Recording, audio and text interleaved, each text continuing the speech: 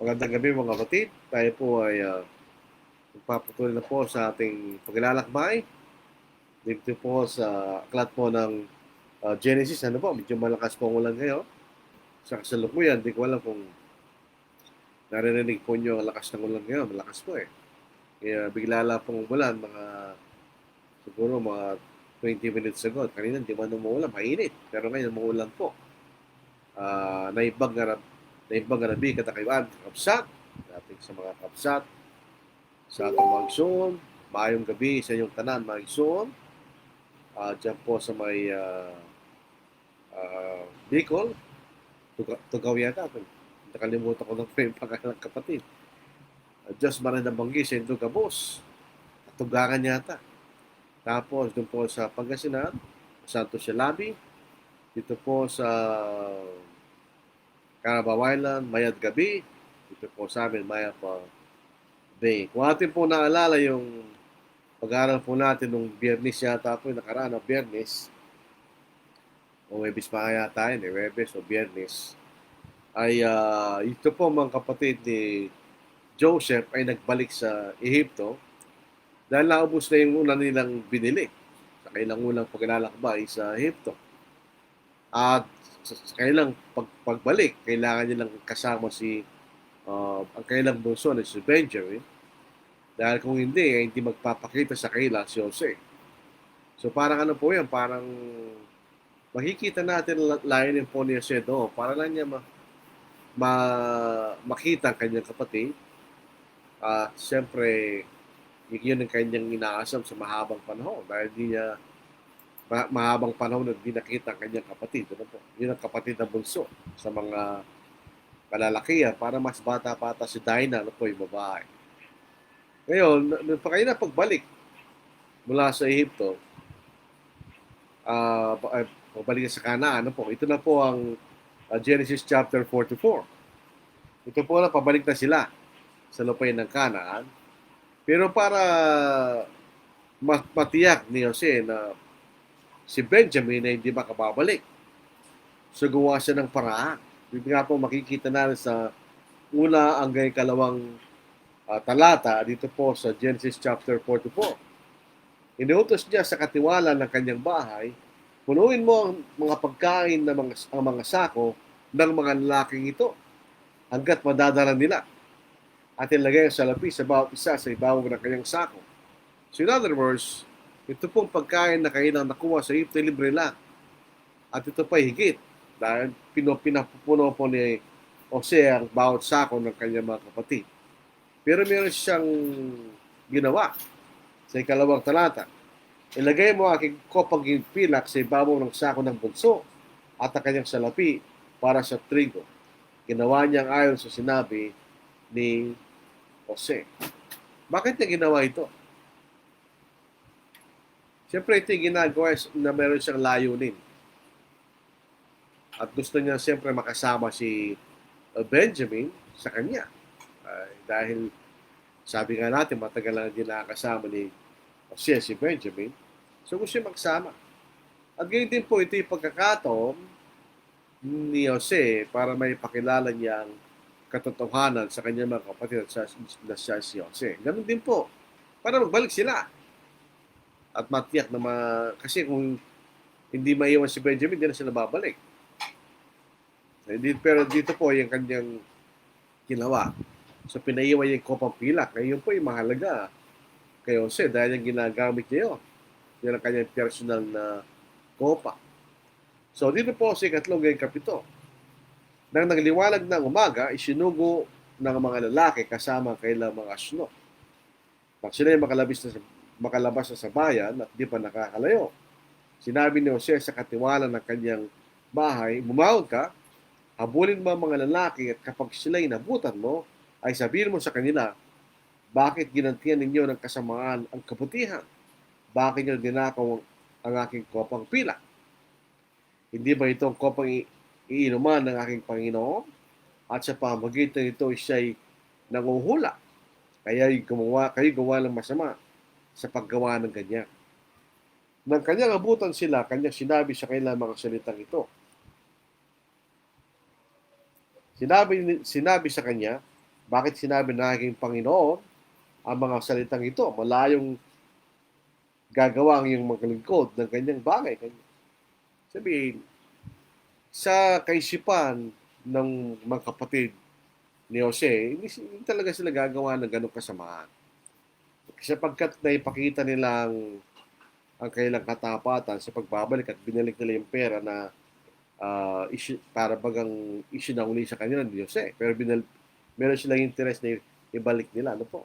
So nagsasabi ng totoo itong mga kapatid ni Jose. Hindi nila gagawin yung gano'n. Nananakawin nila yung kopang-pilak ng ni Jose. Ano po? Hindi nila gagawin yun. Hindi naging tapat sa kanilang pagkikipagtalastasan sa lupain ng Egypto. In other words, hindi na sila yung dating pag-uugali nila nung kasama pa nila sa Jose. Maaaring sila tumanda na at naging honest na kailang kagawian, di katulad ng noong unang panahon. May pinagpili na si Jose.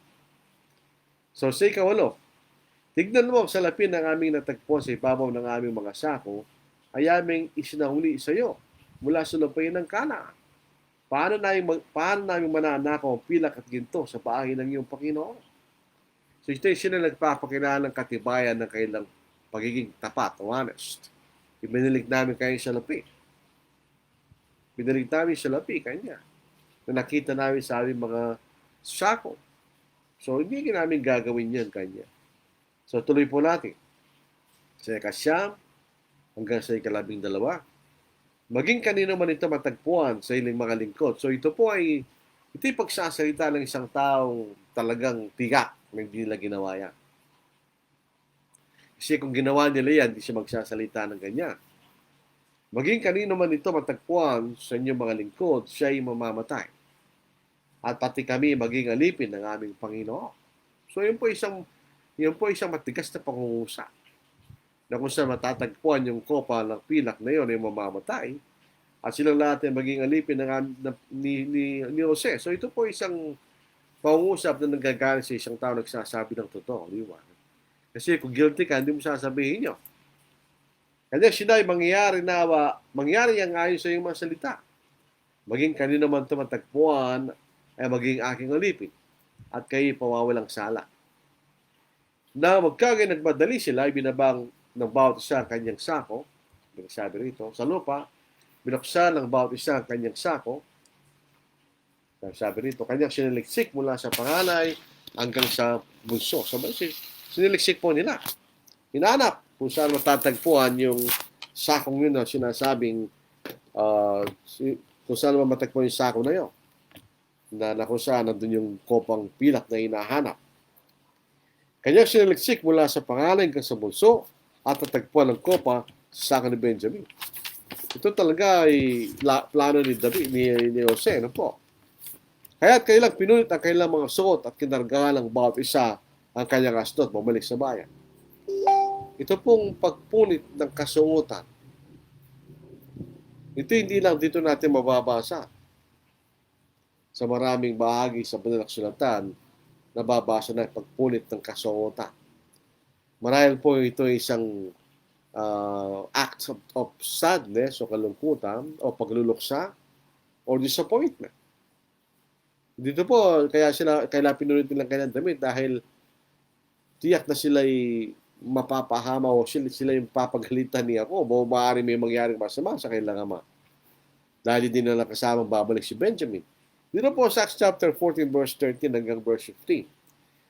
Ang pari ni Zeus ng templo na sa harap ng lungsod ay nagdala ng mga baka at mga putong na bulaklak sa mga pintuang bayan at tibig magandong kasama ng napakaraming tao.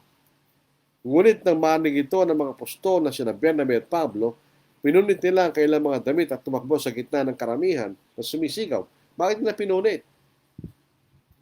Dahil hindi sila nasisiyahan doon sa gustong gawin itong pari ni Zeus na sila'y sambahin na para ba sila'y mga Diyos. Mga Ginoo, bakit kayo ginagawa ang mga bagay na ito? Kami mga tao rin ang gaya ninyo.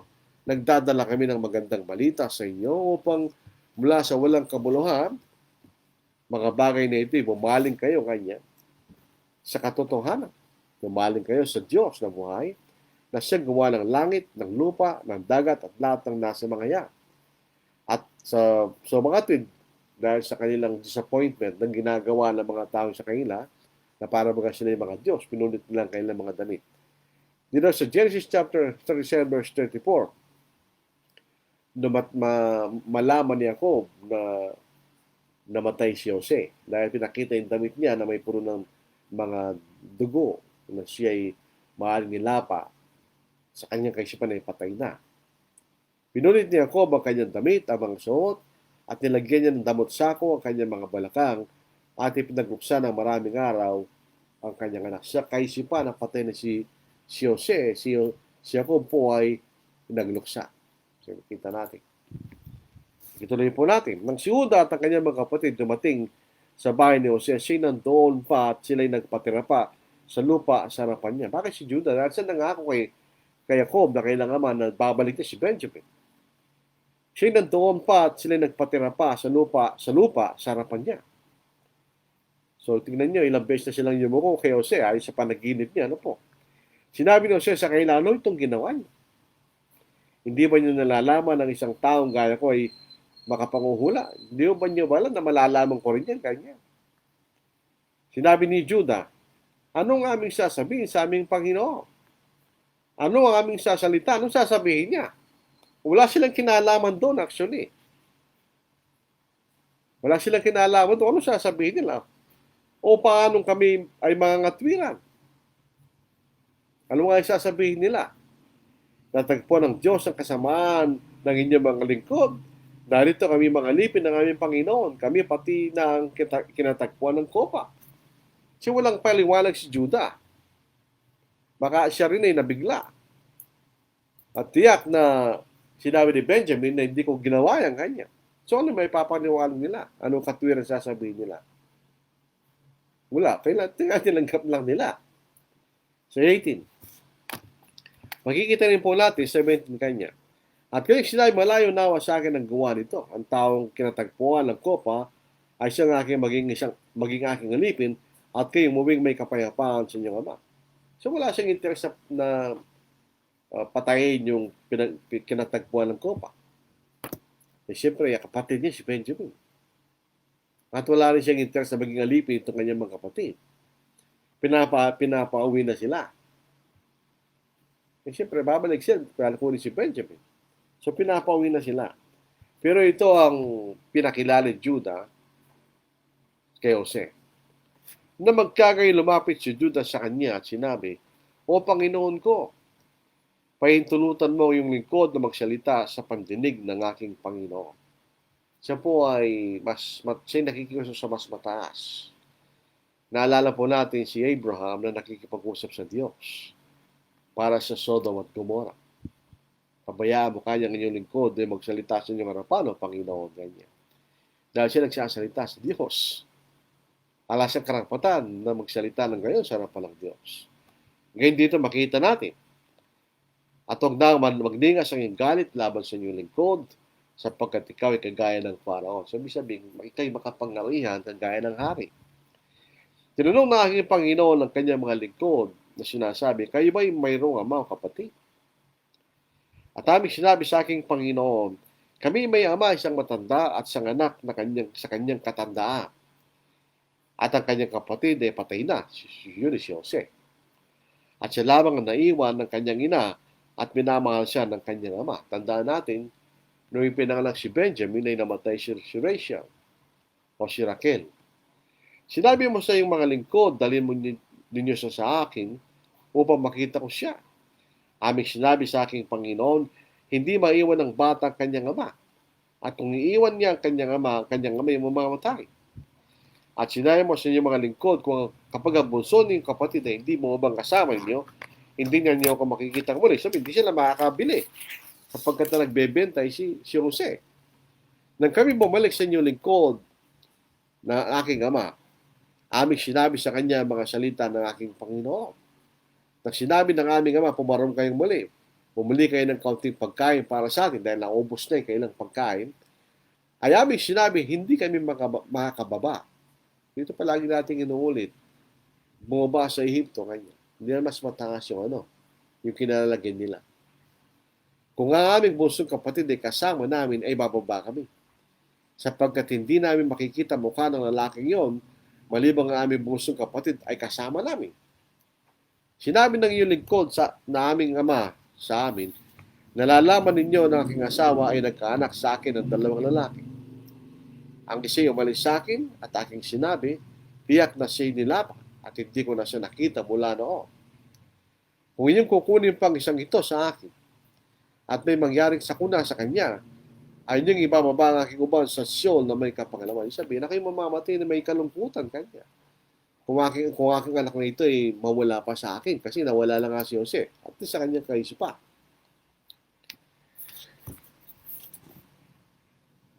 Kaya't ngayon kung ako'y dumating sa inyong lingkod na aking ama at ang bata hindi namin kasama. Sabi ni Judah, kung uuwi kami sa aming ama at hindi namin kasama ang aming kapatid, ito mangyayari kanya. Sabi nito, kaya't ngayon kung ako'y dumating sa inyong lingkod na aking ama at ang bata hindi namin kasama, yamang kanyang buhay nakatali sa buhay ng batang yam. Kapag kanyang nakitang ang bata ay hindi kasama, siya mamamatay at ibababas ng iyong mga lingkod, ang mga uban ng iyong lingkod na aming ama sa Sheol na may kapangalawan. Ito'y bata dahil ito'y bunso. Pero later on, pagpunta nila sa Egypto, meron ng anak si Benjamin. So, yung bata, hindi dahil siya bata, no? Kundi siya pinakabata sa kanila. So, tuloy po natin. Sapagkat ang iyong lingkod ang siyang naging panagot sa bata, sa aking ama, nagsasabi, kapag hindi ko siya tinila sa iyo, papasyarin kong sisis ng aking ama magpakailanman. Siyempre siyang sisisi ni Jacob, sapagkat siya ang nagbigay ng pangako na dadalhin niyang muli, ibabalik si Benjamin. So yun ang mangyayari. Kaya kayo nihiling ko na ipaintulot mo na ang iyong lingkod ang maiwan bilang isang alipin sa aking Panginoon sa halip ng bata at yung ipaintulot ng bata ay maong kasama ng kanyang magkapatid. Sapagkat paano ka makakapunta sa aking ama kung ang bata hindi kasama? Takot akong makita ang kasamaang darating sa aking ama. So, ibig sabihin, mamamatay talaga si Jacob sa kalungkutan pagka hindi nila kasama balik si Benjamin. So, ang i-offer niya, Jude, ako na lang, mag-alipin mo kanya at babalik yung bata. Pero hindi nilang intensyon ni Jose. Gusto lang niya makasama si Benjamin. Dahil po sa narinig ni Jose, ito isang bagay na mamamatay si Jacob kung hindi kasama si Benjamin sa pagbalik. Ito nakaantig kay Jose para ipakita niya kung ano yung totoo sa kanyang mga kapatid. Kasi nagtatago pa siya, di ba? Hindi niya pinakikilala kung sino talaga siya. Pero ngayon, wala na siyang choice. Kailangan na siya magpakilala sa kanyang mga kapatid. Kasi ito ang paraan niya para ang kanyang ama ay makarating din sa lupain ng Egypto. Kaya dito po sa Genesis 45 na tayo ngayon. Kaya hindi nakapagpigil si Jose sa harapan ng mga nakatayo sa katabi niya. Imagine po natin, kinikingpim ni Jose yun. Kung ilang panahon na hindi siya nagpapakilala sa kanyang mga kapatid. Nagamat alam niya na ito mga tao itong kanyang mga kapatid. Hindi siya nagpapakilala. Kinikingpim niya damdamin niya sa kanila sapagkat ito'y kanyang mga kapatid. Pero sa pagkakataon ng ito, hindi na siya nakapagpigil. Kaya hindi nakapagpigil si Jose sa harapan.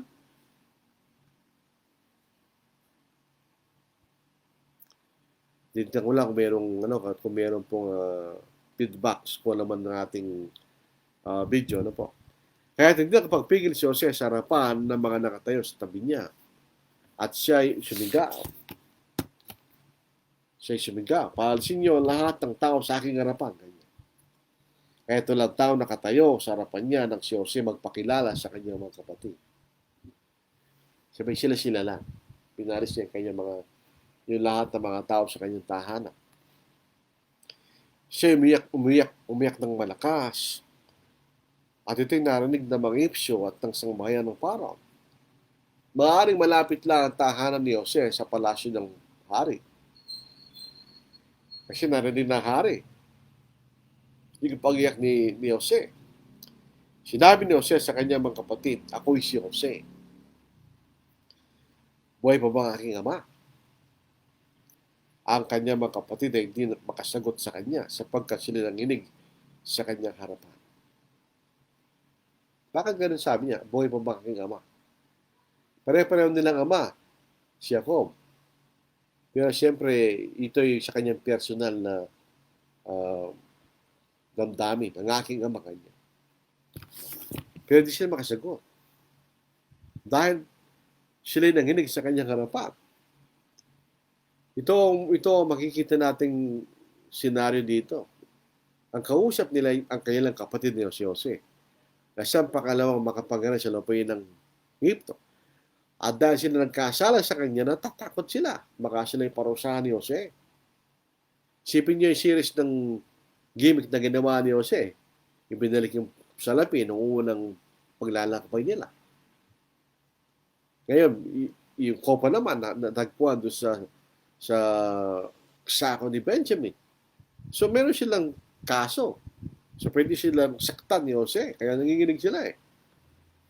Pero, tingnan po natin. Kaya sinabi ni Jose sa kanya mga kapatid, lumapit kayo sa akin. At sila lumapit at kanyang sinabi, ako'y si Jose na inyong kapatid. Anday niyang pinagbilis upang dalhin sa Egypto. Totoo yun. Pero dito natin makita kung anong dahilan, bakit nangyari yun. Habang yun ay nangyari, pinagbilis si Jose, hindi niya alam ni Jose yung significance, no? Hindi rin alam naman kapatid niya kung anong kahalagahan, no? Baka sila alam nila, gusto lang i-dispose si Jose. Pero ito sinabi ni Jose ang dahilan.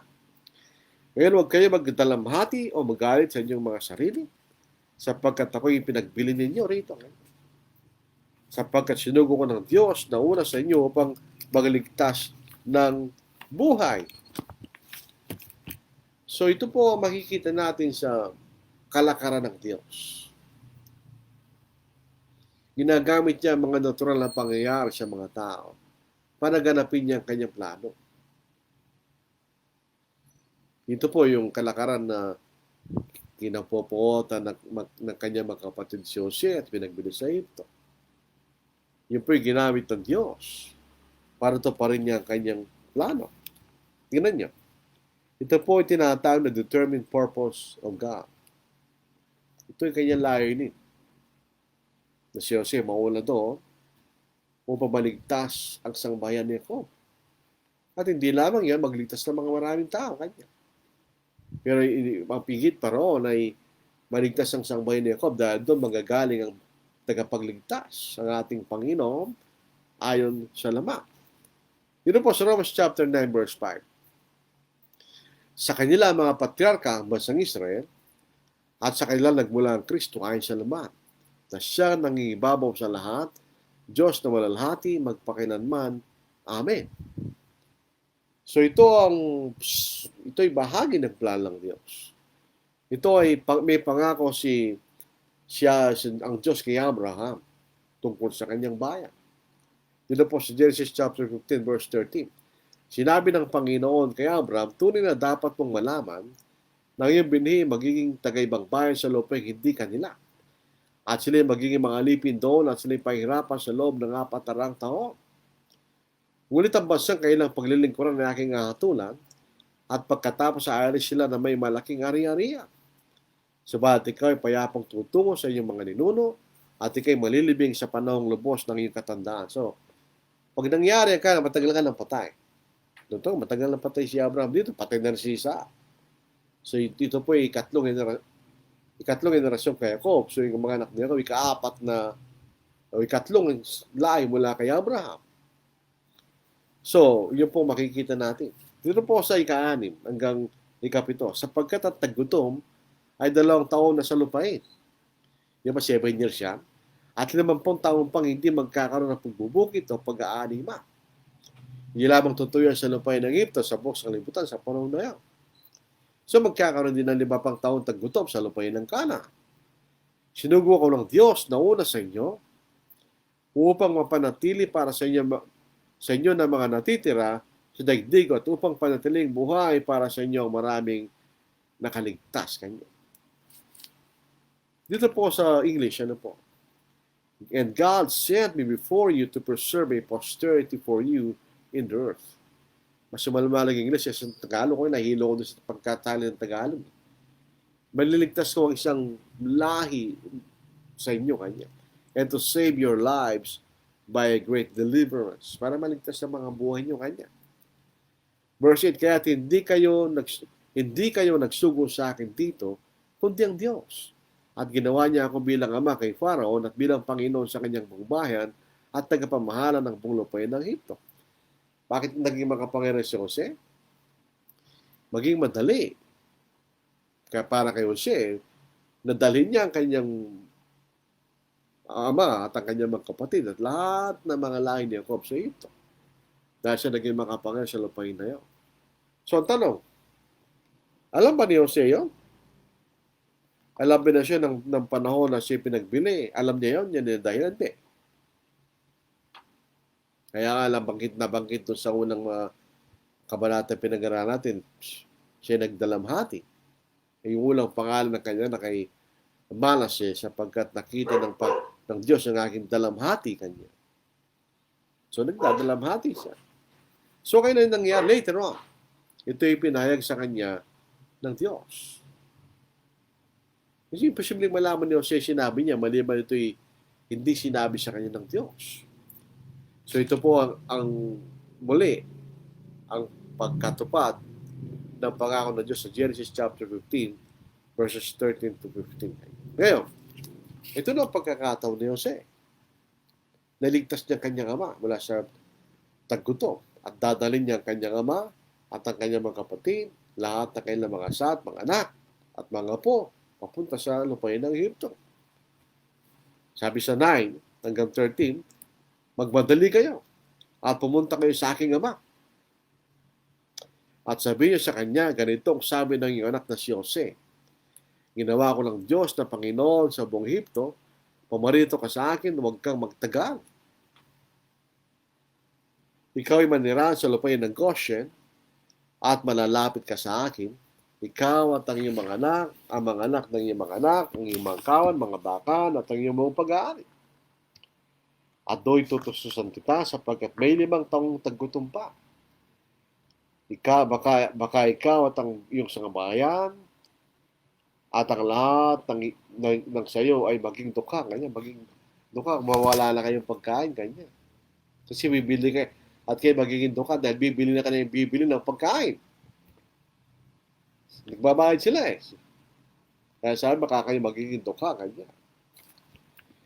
Nakikita ng iyong mga mata at ng mga mata ng aking kapatid na si Benjamin na ang bibig ko mismo nagsasalita sa iyo. Inyong sabihin sa aking ama kung paano ako'y ginagalang sa Egypto at ang lahat ng nakita, magmadali kayo, dalhin niyo rito ang aking ama. Ito po ang kasalukuyang panahon na yon na si Jose kinikilala bilang makapangyarihan sa Pharaoh. Later on, sa Exodus chapter 1, lumipas ng panahon. Lumipas na yung panahon, may yung bagong Pharaoh, hindi na kinikilala ang kabutihan na ginawa ni Jose. At patay na siya noon. Bago sila umalis sa lupain ng Egypto, patay na si Jose, di ba?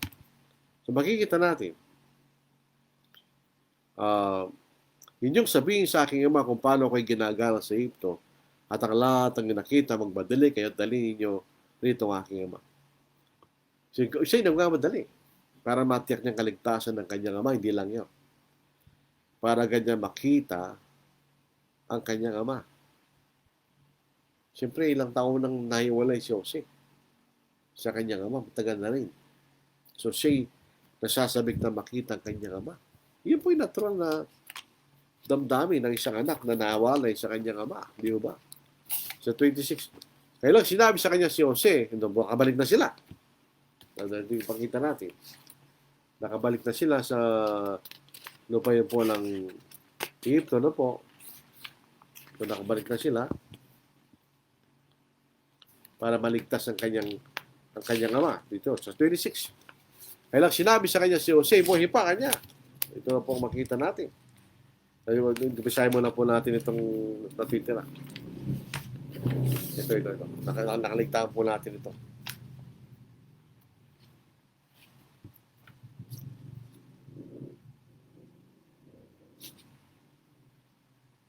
Dito po, ano po, magmadali kayo kaya kayo bumalik na sa lupain ng Ehipto. Ngayon, pagbalik po nila, ito ang ating mamabasa, pagbalik nila kanya, kailan sinabi sa si Jose, buhay pa. Sa katunayan, siya ang pinuno ng buong lupain ng Ehipto.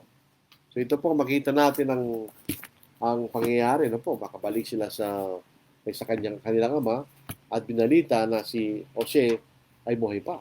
Tingnan po natin sa English na po.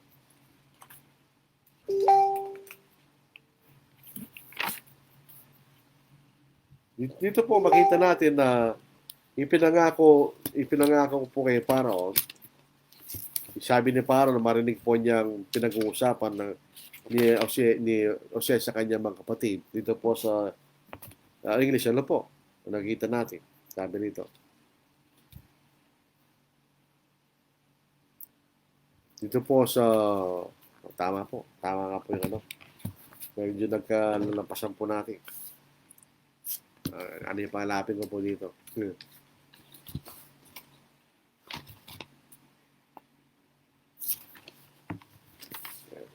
Ito, lumampas po tayo.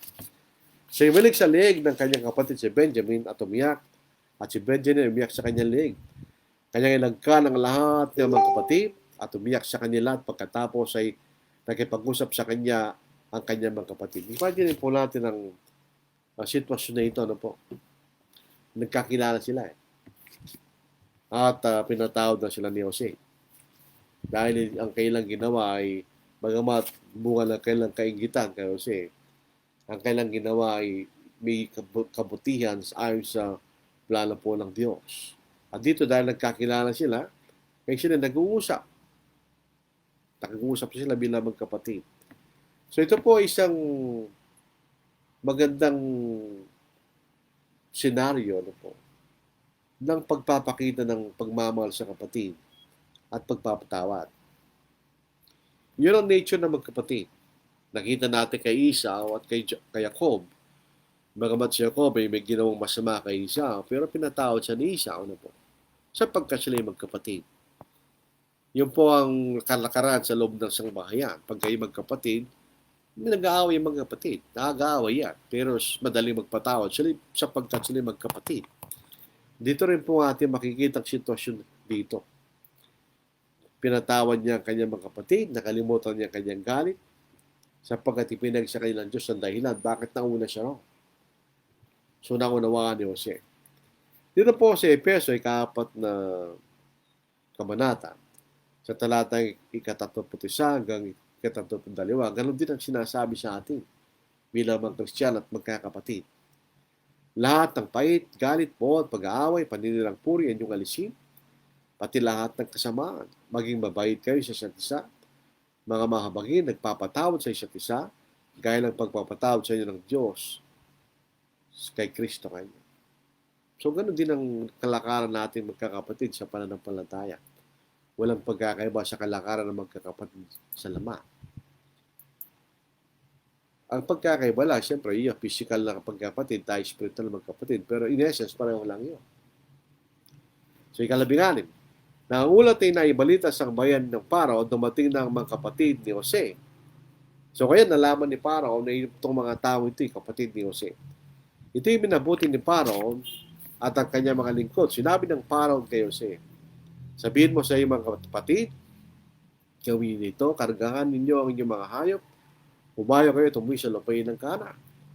Kunin ninyo ang inyong ama at ang inyong mga sangbahayan, pumirito kayo sa akin. Ibibigay ko sa inyo ang pinakamabuti sa lupain ng Egypto at yung tamasahin ng kapatabaan ng lupain. Kaya ngayon inuutusan ka, gawin mo ito. Kumuha kayo ng mga karaway sa lupain ng Egypto. Alam nyo, ang mga karawayan ng Egypto, well known niya. Siya sa mga pinakamagandang karawahe. Kaya pinadala sila ng karawahe para susabilis sa kailang paglalakbay. Sa lupain ng Egypto para sa inyong mga anak at sa inyong mga asawa at kunin ninyo ang inyong ama at kayo pumarito. Huwag niyong alalahanin na pang inyong pag-aari sapagkat ang pinakabuting bulapain ng Egypto ay sa inyo. So ito po ay napakagandang biyaya sa bayan ni Jacob. Dahil nga, bakit? Sapagkat si Jose nagpakita ng halimbawa ng kabutihan at katapatan sa lupain ng Egypto. Wala siya gilang masama doon. Ginawa silang masama, pero wala siyang gilang masama. Mabuti ginawa niya siya sa lupain na yun. Kaya dahil sa bagay na yun, dahil ang Diyos ay kasama niya, ay nagkaroon po siya ng goodwill sa Paro. Kaya hindi madali sa Paro na gawin niya yun. Walang balakid kay Jose na mangyari po yung gusto niya ng kanyang amay makarating sa lupain ng Egypto upang sila maligtas. At ang biyaya ay talagang biyaya sapagkat ang pinakamagandang lupain sa Egypto ang binigay kina Jose ay kina Jacob at ang kanyang sambayan.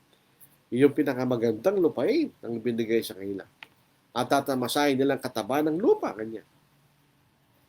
Kaya alam niyo, makita niyo yung pangako ng Diyos kay Abraham na nangungod kay Isaac.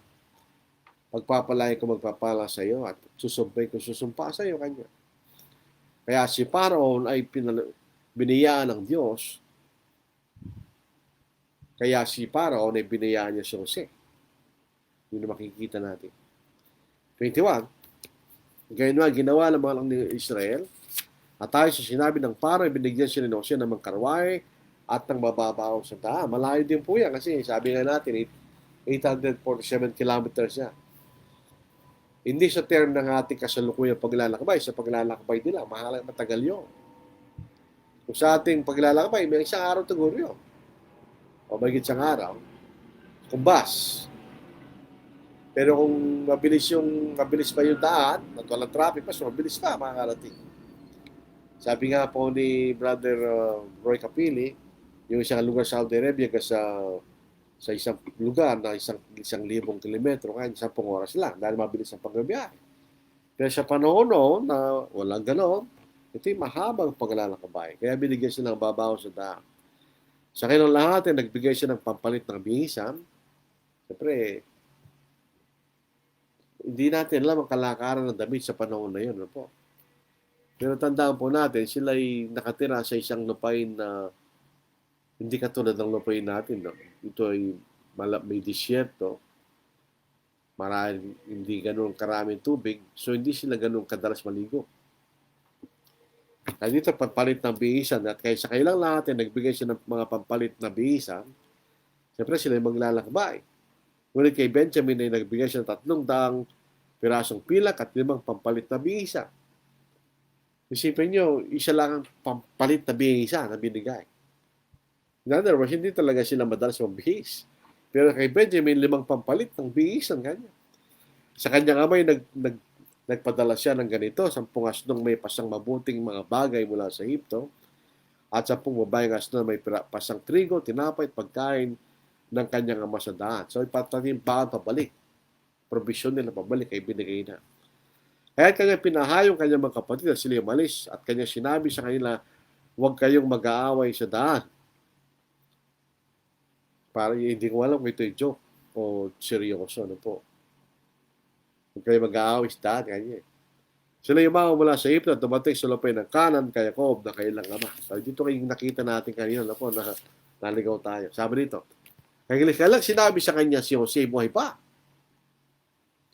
Itong excitement na ito ay sa kanyang mga kapatid, sa mga kapatid rin ni Jose, siyempre. Excited silang ibalita kay Jacob. Sa katunayan siya ang pinuno ng buong lupain ng Egypto.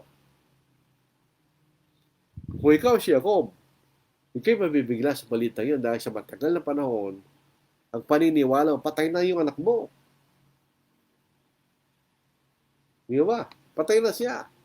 Pero ngayon, buhay para siya. At hindi lamang siya buhay. Siya'y makapangyari sa lupain ng Egypto. Kaya ano maramdaman mo?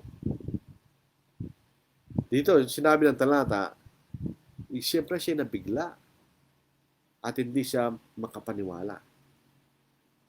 So nga, matagal nang nasa kaisi pa, patay na si Jose, kanya. Ngayon, biglang mababalitaan niya, buhay pa pala. At hindi lamang gano'n, makapangyarihan pa ang kanyang anak. Yun din po, pag naisip yun ni Jose yun din yung magbibigay ng karangalan sa kanya, ng kanyang anak, ay makapangyarihan sa lupain ng Egypto. 26, subalit ng kailang sabihin sa kanya ang lahat ng mga salita na sinabi ni Jose sa kanila. At kanya makita ang mga karawayan na pinadala ni Jose ang pandalin siya ay nauli ang diwa ni Jacob na kailang ama. So nang nasyak yung tao, nasyak si Jacob, hindi makapagsalita. Nung pinakita lang niya, at totoo nga kanya, dahil may patunayan yung mga regalong dala nila galing kay Jose. At sinabi ni Israel, sapat na kanya. Kung ikaw si Jose, si Jacob, hindi ka na magtatagal pa. Alis ka na kaagad para makita mong yung anak na matagal mo din nakikita. At sapat na kanya. Siyempre, wag na niyo ipakita pa, sapat na kanya. Si Jose, na aking anak ay buhay pa. Dapat akong pumunta at makita siya bago ka mamatay kanya. Sa pandinig po ni Jose, ito ang pinakamagandang balita sa buhay niya. Na ang kanyang minamahal si Jose, buhay pa. Kahit sino namang magulang, kahit hindi pa yung pinakamamahal mong anak, halimbawa, ay makita dating alam mo patay na buhay pa, masisiyang ka pa rin, kay maliligayahan. Ito po isang joy. Kay maging happy, ano po. Sapagkat sa katotohanan si Jose ay buhay pa. So, sa 46, yung titira lang pong kapitulo niyan, 4 na lang, 47, 48, 49, 50. Wala pong chapter 51, hanggang 50 lang po. Ito ang paglalakbay patungo sa Egypto. So ito po ay 847 kilometers, tandaan natin. Ang kailang direksyon ay papunta sa Kanlura. Kung si Jacob ay nakatira doon sa lugar na kung saan tumira ang kanyang mga magulang, ito po ay exactly east of Egypt. So papantay sa Egypto. So maglalakbay sila straight line papuntang Egypto. Pero siyempre ang daanon, hindi naman straight. Baka meron pa bako-bako rin. Kaya si Israel, dala lahat ng pag-aari, ay naglakbay at dumating sa Beersheba at doon ay nag-aari ng mga dog sa Diyos na kanyang amang si Isaac. Naalala po natin sa Beersheba namatay, sino ba namatay si Beersheba? Yung asawa ni Isaac, si Rebecca. Doon nag-alin ang mga dog sa Diyos na kanyang amang si Isaac. Ang Diyos ay nagsalita kay Israel sa mga pangitain sa gabi at sinabi, Jacob. Sumagot siya, narito ako. Kaya sinabi akong Diyos, ang Diyos ng iyong ama, huwag kang matakot na pumunta sa Egypto sapagkat do'y gagawin kitang isang dakilang bansa. So ito ay pag-umpisa ng katuparan ng pangako ng Diyos kay Abraham. Ikay magiging dakilang bansa kanya. Ito inulit kay Isaac. Ngayon uulit ito kay Jacob. Ako ay pupuntang kasama sa Egypto. Yung may literal na kasama nilang Diyos. Ang Diyos sinasa langit. Ang ibig sabihin noon, kasama niyo ako sa Egypto kanya. Papatubayan sila ng Diyos. Nasa kailang protection ng Diyos kanya. At muli rin kitang ibabalik at isasara ng kamay ni Jose ang iyong mga mata. In other words, pag bumalik ng lahi mo sa kanang, patay ka na ngayon. Dahil isasara mo na yung mata. So ito ngayon ang sinabi ng Diyos. Kaya ko, tignan po niyo rito sa verse 1. Kaya si Israel dala ng lahat ng pag-aali, naglakbay at dumating sa Beersheba at doon nag-aali ng mga dog sa Diyos. Mapapasin po natin ito, ang pagsamba nila sa patriarchal period, hindi katulad ng pagsamba natin na may regular schedule na sinabi sa atin ng Diyos. Dahil ito mga pinagsasamba nila ay hindi sa lahat ng lugar. May mga partikular na lugar lamang na may mga dambana kung saan sila sumasamba sa Diyos.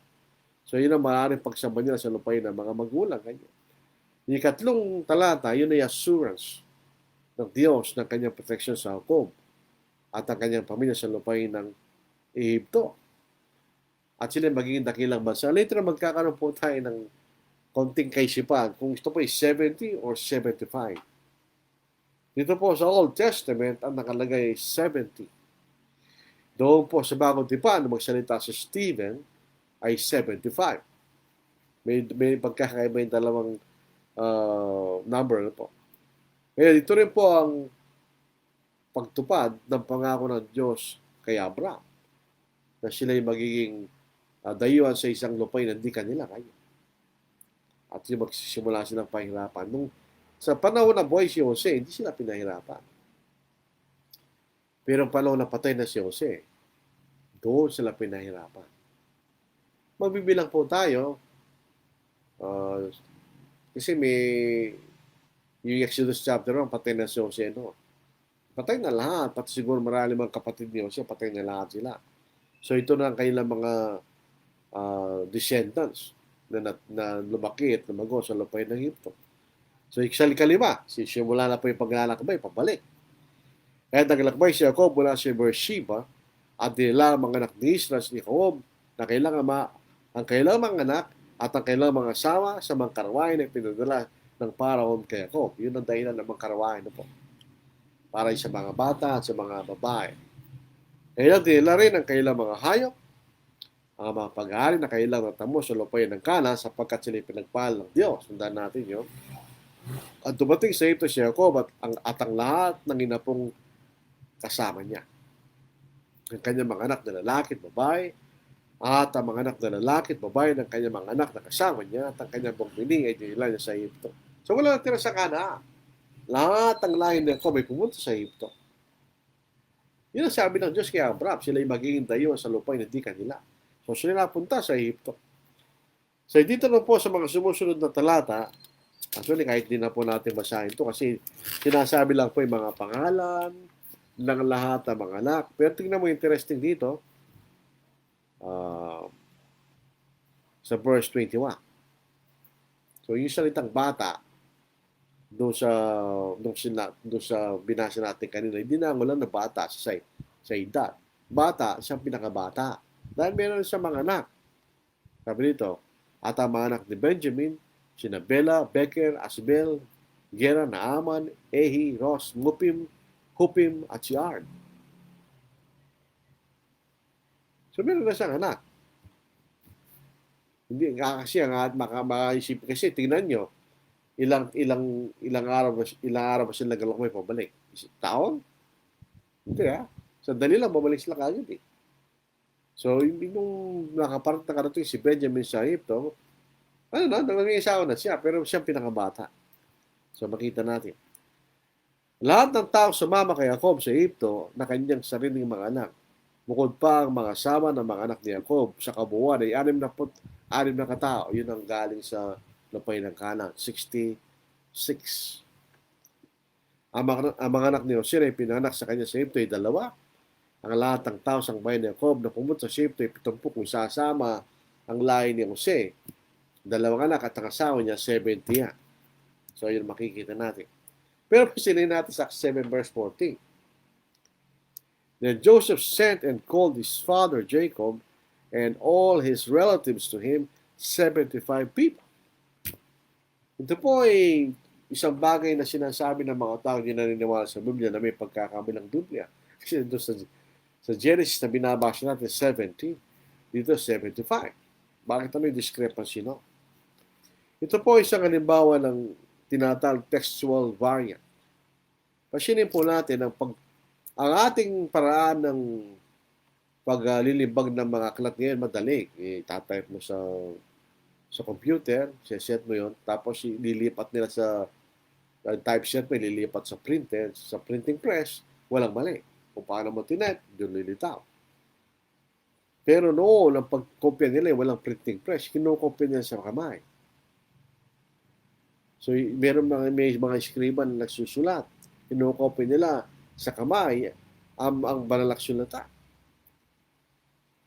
Pero may mga titik sa wikang Hebreo na pagka nagbago na kaunti, iba nagkahulugan.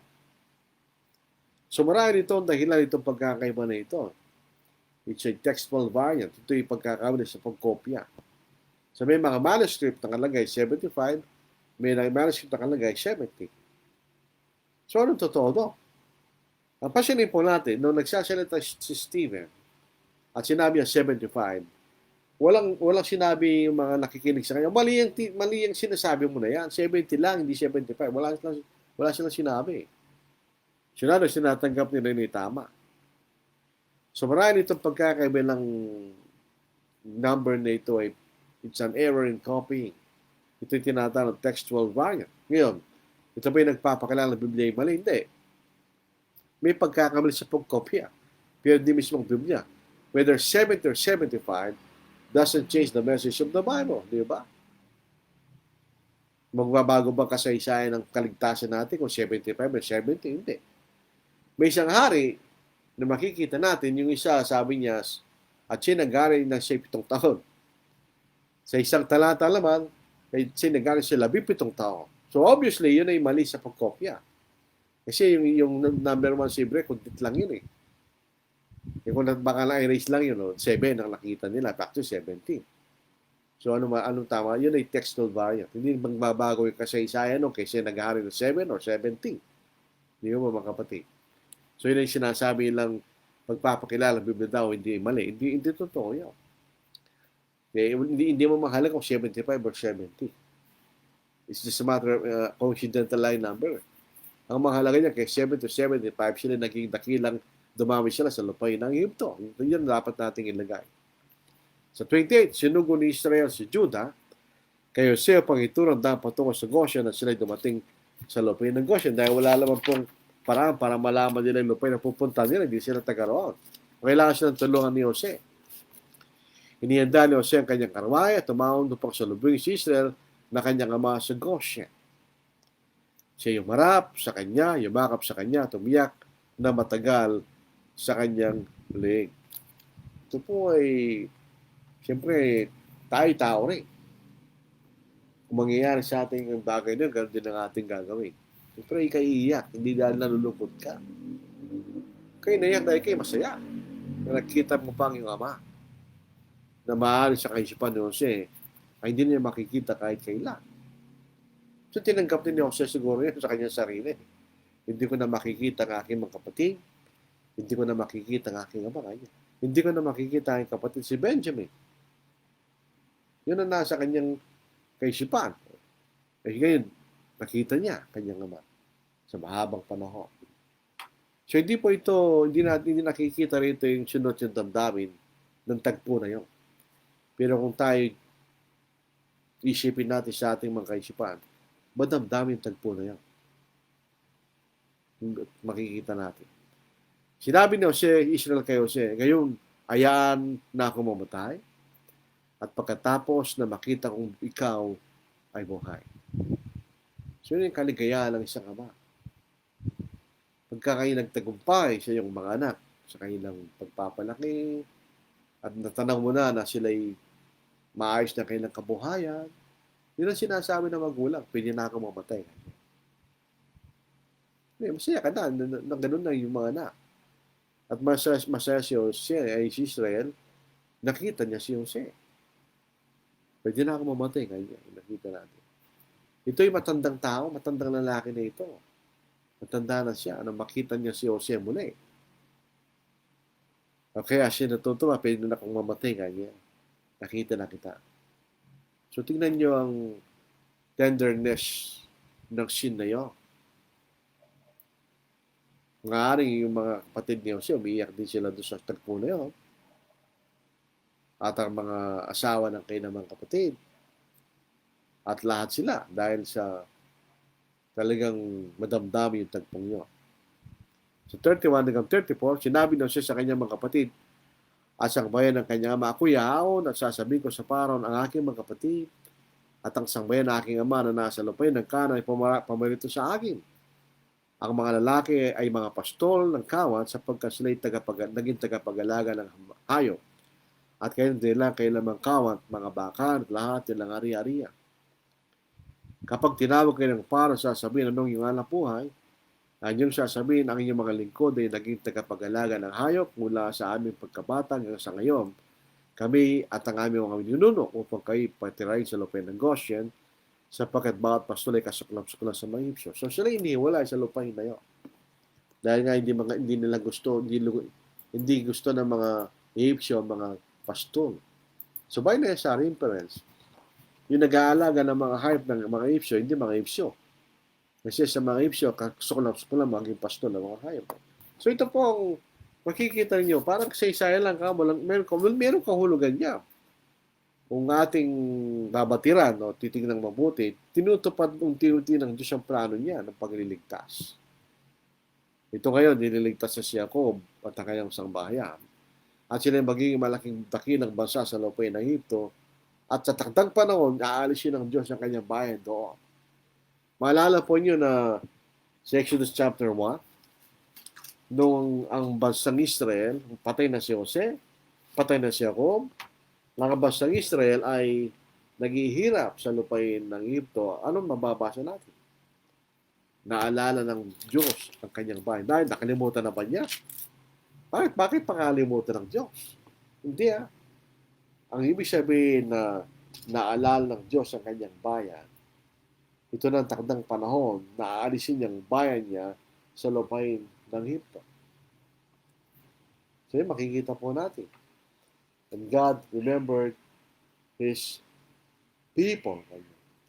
Sabi, aalisin ng Diyos ang kanyang bayan sa lugar na yun. Dito po sa Exodus chapter 2, verse 24, so God heard their groaning, and God remembered His covenant with Abraham, with Isaac, and with Jacob, and God looked upon the children of Israel, and God acknowledged them.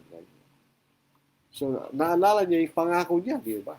Kay Abraham, na yung bayan ay magiging dayo sa lupain di kanila, at sila magiging dakila at tatulong kong bayan kanya. At sila alis na may malaking ari-ariya. At nang umalis sila sa Egypto, sila mayabang bansa. So ito po ating pag-aaral po sa gabi. Ano mahalaga rito? Paano aral makikita natin? Hindi tayo pinababayaan ng Diyos. Kahit sa kakisipan na tayo dumadanas ng paghihirap at dalamhati, hindi pinabayaan ng Diyos Hindi rin pinabayaan ng Diyos si Jacob at ang kanyang bayan. So doon ang patnubay ng Diyos sa bayan niya. Hindi niya inaalis yun. Mali lang ating kaisipan kumisan nangyayari mga bagay na hindi natin maintindihan. Hindi na maintindihan ni Jose. Nung siya'y pinagbili sa Egypto, hindi niya naintindihan yun. Ano pa ibig sabihin ng kanya? Talaga niya naintindihan niya? Hindi. Pero hindi ibig sabihin na yun ay masama. Pinabayaan ba siya ng Diyos? Hindi. Yun ang paraan niya para tuparin niya ang kanyang pangako na binigay kay Abraham, kay Isaac at naulit kay Jacob. Na sila magiging, ang Israel magiging isang dakilang bayan o a great nation. So yan ang Diyos. Mula sa alaman ng Eden, ganun ang Diyos. Hindi rin niya pinatnubayan. Hindi niya pinabayaan si Adam and Eve nung hindi sila nagkasala. Pinatnubayan niya sa kanyang pag-aalaga sa kanila. Dito rin makikita natin si Noah na siya tapat sa Diyos. Hindi rin niya pinabayaan si Noah. So sa atin din, nakikita natin yan. Di tayo pababayaan ng Diyos. Sapagkat tayo kanyang bayan. Ito po mga aral, nakikita natin dito. Nakikita rin po natin pag nangako ang Diyos, ito'y kanyang tinutupad. Nakikita na unti-unti pagtutupad ng Diyos sa kanyang pangako. Until such time dumating ang Panginoon sa takdang panahon. So may takdang panahon ng Diyos sa bawat bahagi ng kanyang plano pagliligtas sa atin. So wala na po tayong mga tanong naman, wala naman siguro masyadong tanong. Sabi ito'y pag-alalahad lang Kumbaga, ito isang narration lang actually. Ang narration ng isang kasaysayan ng bahagi sa buhay ni Jose at sa buhay ni Jacob. Actually, ito yung start ng meron pa lang isang bagay na natin nakaligtaan po. Doon po sa pagbabalik po nila sa Israel, for the first time, tinawag sila mga Israelita. Tinawag sila mga Israelita. Tinawag sila mga Israelites. Yun po makikita natin, nakalimutan lang po nating in-emphasize yun po. Itinawag silang mga Israelita for the first time. Dito po sa 46 verse 8. Mukha kayo makikita ang salitang Israelita bago sa talatang ito. Sabi rito, ito ang mga pangalan ng mga Israelita. Si Jacob at ang kanyang inapo na dumating sa Egypto, si Ruben, etc. etc. Bakit yung tinatawag silang Israelita? Na ito na po yung germ ng bansang Israel. Ito na simula ng pagiging bansa ng Israel. Meron silang pangalan. Sila yung mga Israelita. Sila ay kabilang sa bansang Israel. So dito rin po isang magandang komentary ng salitang panganay, hindi ibig sabihin na ikaw nauna. Ang bansang Israel ay pinanganak sa Egypto. Pero sinawag siya sa Exodus 4:22 na siya ang pangalan ng Diyos. Sa tanong dahilan, dahil siya ang pinakadakila sa lahat ng mga bansa. So mahalaga po yun dahil may mga argument yung mga ibang pananampalataya na si Kristo ay nilalang sapagkat siya yung pangalay ng lahat ng mga nilalang. Bro, sa Colossians chapter 1, ang context nun ay preeminence ng ating Panginoon. Siya yung panganay, hindi dahil siyang unang nilalang. Siya yung panganay dahil sa may pagkatakila sa lahat ng mga nilalang. Bilang sideline po lang ito na po. Kasi ginagamit ito sa atin. Hindi nilala siya panganay siya kanya. Hindi tama yun. Basahin po lang sa Colossians. Chapter 1, ano po? Dito po sa 15. Is the image of the invisible God, the firstborn over all creation. Palitan mo yung firstborn ng preeminence. Having preeminence over all creation. Tama yun. Pero hindi siya unang pinala. Siya nga lumalang eh. Kung siya ang unang nilalang niya sarili sa pamamagitan niya. Sapagkat lahat ng nilalang ay nilalang sa pamamagitan niya. Di ba? So maraming salamat po sa inyong pakikinig po at pagsasama po sa ating pag-aaral. Malapit na po nating matapos ang aklat ng Genesis. Isipin nyo, kung pagpapatuloy natin ito, maaabot natin ang buong salita ng Diyos eh. Sa gabi-gabing pag-aaral. Hindi mo papansin, natapos mo siya. Kailan lang po natapos natin ang aklat, marami na rin. Natapos na natin ang aklat ng Isaias.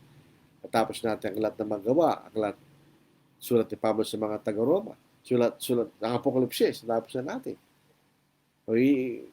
Kakahaba na aklat na yan, pero natapos natin, di ba? So ngayon, pupunta tayo sa Genesis tas Exodus. Ito po yung mga historical narrative. So madaling ito rin, nanarrate mo lang. Nagbibigyan din sa dapat magbigay ng diin. Pero ito po ay paglalakad lang. Pero mahalaga yun. Lala po sa aklat ng Exodus. Yung salitang exit sa English language ay galing sa Exodus. Minsan, Exodus exit nung siya lumabas. Ang paglabas ng Israel mula sa lupain ng Egypto. So ito po ang ating pag-aaral po sa gabing ito, mga kapatid. So, tayo po, bago tayo umalis po, yung mga nag-comment, ano po? Aro Dasilo, gandang gabi po sa lahat. Oljan Ocampo, good evening po sa lahat. Marcel Sanchez Atibagos, magandang gabi po. God bless mga kapatid. Zenny Luciano, good evening po sa lahat. God bless po. Ida Ordenisa Villamin, magandang gabi po Brad Laordi at sa lahat na nakikinig. Daniel Oliva, purihin ng Panginoon, kapatid. Samuel Graneta, good evening again, brethren. Jenaline, good evening, brothers and sisters. Jojo Campo, tataga-umang po ito na po. Good evening po. Suray Babs Kapili, babalik na po ito galing Oman. Ngayon nandun na po sa Fernanda na po. Pinagpalang gabi po, nakikinig. Rafael Ortiz, good evening, watching and listening. God bless to all. John Bautista, hello to all. Mara Discotcho, magandang gabi po sa ating lahat mga kapatid. Andrew Romero, good evening to all. Marcel Sanchez Atibagos, nakakatuwa ang pangyayari. Opo, ito po isang madamdaming sitwasyon sa kasaysayan po ni Jose at ang kanyang ama. Larry Galamay, gandang gabi po sa mga kapatid. Sherwin Balbaboco, good evening po Brad. Rolando Salvador, thank you Brad, God bless. Marcel Sanchez Tibagos, salamat sa salita ng Diyos at sa pagbabahagi sa amin Brad. Ricky Alili, good evening brethren. So yun po nga mga nag-comment. Alam po natin may mga kasama natin na hindi na nagko-comment. So tayo po ay magtatapos sa pamagitan ng maikling panalangin. Ang banal, kayo po ay ipapasalamat muli sa lahat ng inyong biyaya na binibigay sa amin. At higit sa lahat po ang biyaya ng kaligtasan na inyong ginawal po sa amin sa pamagitan ng anak. Kayo po'y natutuwa at aming nakikita ang matyagang pagtutupad nyo sa inyong plano. Niligtas po nyo ang tao sa pamagitan ng bugtong ng anak. Kami nagpapasalamat sa mga salita na aming napag-aaralan. Lalo po kaming lalo po namin naunawaan ang plano ng kaligtasan na tigil sa lahat. Lalo po namin kayo nakikilala ng Diyos. Tawarin niyo kami, Ama, sa mga pagkakasal na aming ginagawa. Kayo po ay pinapadalain namin ng mga kapatid na nasa may karamdaman. At kanina po ay naibalita ni Brother Roddy Cumpad na namatay po yung kanyang pamangkin na ito ay anak ng kanyang pinsan na tapat na Kristiyano. Ay dinadalain po namin na sana ay yung mga laulila, ito yung namatay sa COVID, sila po ay maging matatag sa gitna po ng kabigatihan. Dinadalain din po namin ng mga na may sakit, na sana sila po ay gumaling sa kanilang sakit. At kami po na ngayon ay nasa kalagayan ng pandemya na po, sana kami ay maligtas sa sakit na ito, Diyos.